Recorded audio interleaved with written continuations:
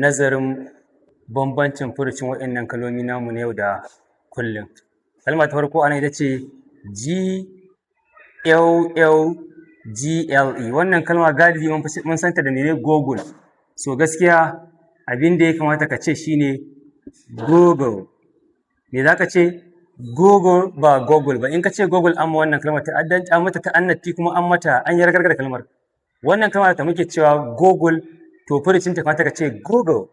Misali za ka iya cewa Google the question now, ba Google the question ba, Google, not Google. So amma wannan ta biyun GLGGLE, wannan ita ce za ka ce ma Google. Wannan ita ce mene? Google. Wannan kalmar ita ce za a fita ta a matsayin Google.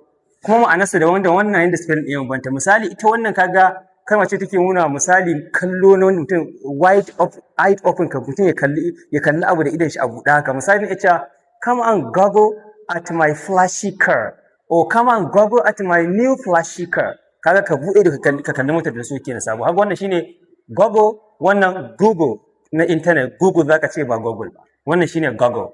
Sai kalma ta gaba ma da abin da ake ce magana nan LTHER. Wannan kalma ce order. In aka ce wannan kalmar order babu shakka an yi ragargar kalmar an ɓata ma ma'anarta. Me ba ta ce other ga furcin nan. Me za ka ce wannan other? Misali as in any other question, kaka ce any other question.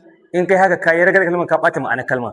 Amma ita wannan fa ORDER wannan ita ce order. Wannan ita ce order. Wannan other, wannan order. Misali He ordered me to come. He ordered me to come. I was given order. Ballawa ka ce wannan shine order. I was given order. Wannan kenan. Amma wani me zaka ce other. In ka ce wannan order babu shakka ka lalata ma'anar kalmar ka yi ragar ita. Wa'innan shine bambancin furucin wa'innan kalmomi. Nagode.